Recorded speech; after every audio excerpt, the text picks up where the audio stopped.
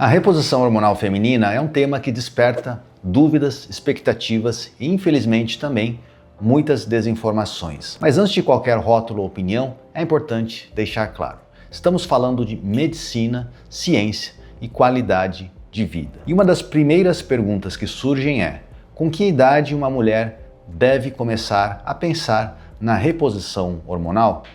A resposta é simples: não é uma questão de idade, é uma questão de sintomas. Algumas mulheres começam a sentir os impactos da queda hormonal por volta dos 40 anos de idade, outras muito antes disso. O que determina o início da terapia não é o número no RG, eu costumo brincar, e sim o que o corpo está dizendo. Insônia, cansaço sem explicação, perda da libido, aumento do peso, lapsos de memória, alterações de humor, esses são sinais que não devem ser ignorados e muitas vezes são tratados de forma isolada, com antidepressivos, ansiolíticos ou estimulantes, quando na verdade o problema está na raiz hormonal. Mas quem são essas mulheres que buscam a terapia hormonal bioidêntica? Bom, geralmente são aquelas que estão cansadas de escutar que, olha, tá tudo bem nos exames, enquanto não se reconhecem no próprio corpo. São mulheres que querem de volta o foco, a disposição, a clareza mental, o prazer de viver. Elas não estão em busca de juventude eterna,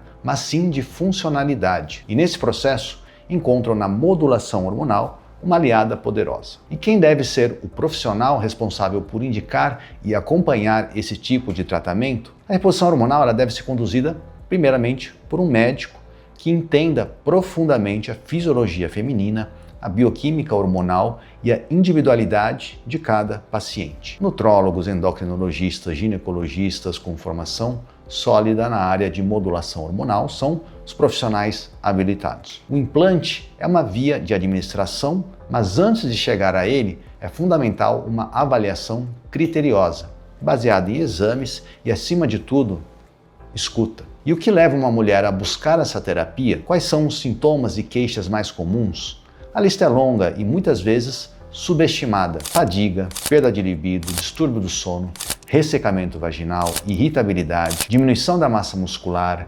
ansiedade, dores nas articulações, dificuldade na concentração, baixa estima. E é exatamente nesse ponto que surge uma dúvida frequente: a reposição realmente ajuda na libido feminina? Sim, e não é só na libido, ele ajuda na lubrificação, no conforto durante a relação, no desejo, na disposição física e mental, mas o benefício vai além da parte sexual, ela atinge a esfera emocional, efetiva e até espiritual.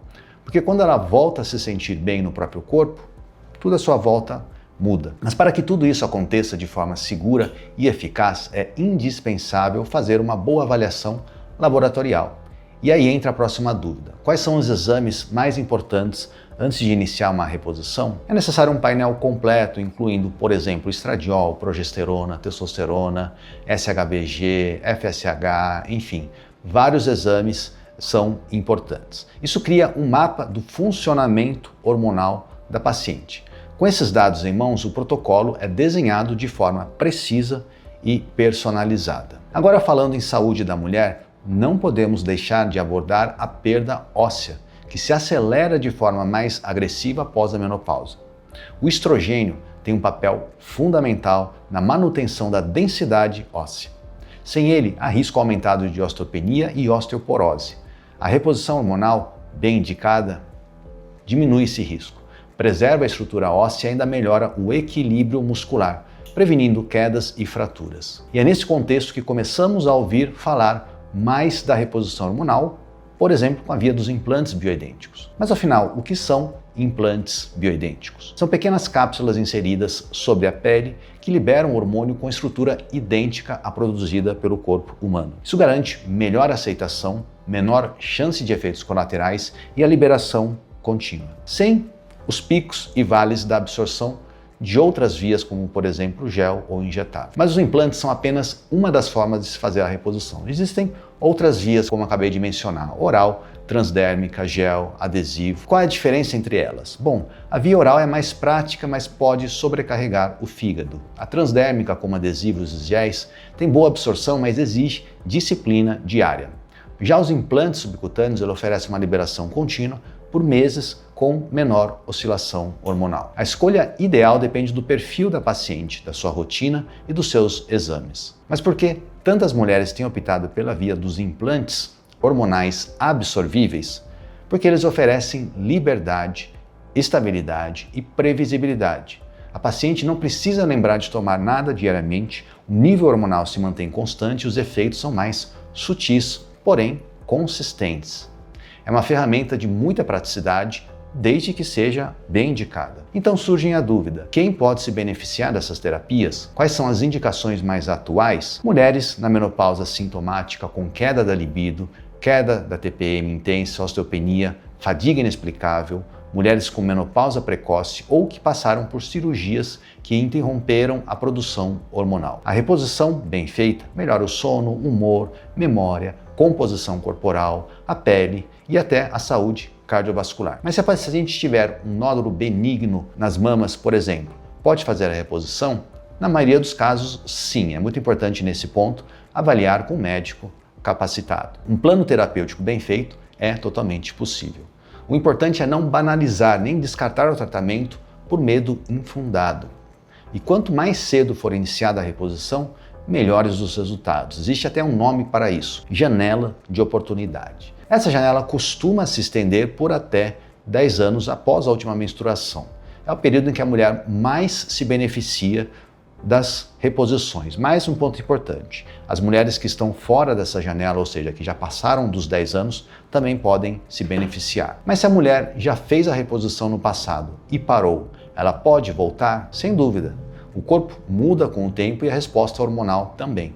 Com uma nova avaliação, é possível retomar o tratamento com ajustes. Nada é definitivo quando o cuidado é contínuo. E afinal, existe uma melhor forma de se fazer a reposição? A melhor é a que respeita a individualidade do paciente. O melhor protocolo é o que é personalizado. E se o caminho escolhido for um implante, como é feito esse procedimento? Ele é simples, é um procedimento com ajustes. No próprio consultório, feito com anestesia local, os pellets das cápsulas são inseridas com um pequeno cânulo sobre a pele, leva poucos minutos, mas o efeito pode durar meses. E o impacto na vida dos pacientes, anos. Costumo falar, é uma mudança da água para o vinho. Os hormônios mais utilizados nesses implantes: estradiol, progesterona, testosterona e, em alguns casos, a gestrinona. O estradiol, por exemplo, ele ajuda a melhorar a pele, memórias, ossos e lubrificação. A progesterona ajuda no sono, na retenção e na regulação do humor. A testosterona melhora a libido, disposição, preserva a massa muscular. Já a gestrinona, ela pode ser útil em casos de endometriose, TPM intensa e inflamação crônica, mas exige um cuidado maior na indicação. E aí entramos no assunto polêmico, o tal chip da beleza. Ele não existe como fórmula mágica, nós médicos não gostamos dessa denominação, mas é uma possibilidade não com fins estéticos, mas sim com outros vieses. A modulação hormonal com ciência, exames e responsabilidade pode sim ser uma excelente via. Quando a mulher volta a sentir bem, com mais energia, mais foco, mais autoestima, isso reflete na aparência. Mas o objetivo nunca deve ser apenas o estético. A saúde sempre em primeiro lugar. Os implantes em geral duram de 4 a 6 meses, depois disso é necessário uma reavaliação. E claro, nem todo mundo pode ou deve fazer esse tipo de terapia.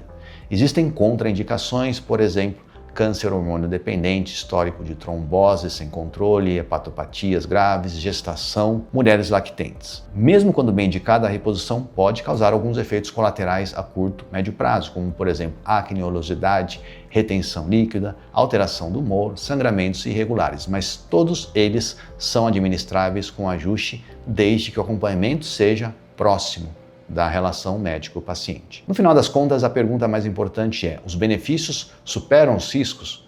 Na imensa maioria dos casos, sim, porque quando a reposição é feita com critério, responsabilidade e acompanhamento, ela devolve à mulher algo que nenhum remédio da prateleira te oferece: a qualidade de vida, autonomia e potência vital. Se você gostou desse vídeo, clica aí no link, compartilha e segue nosso canal.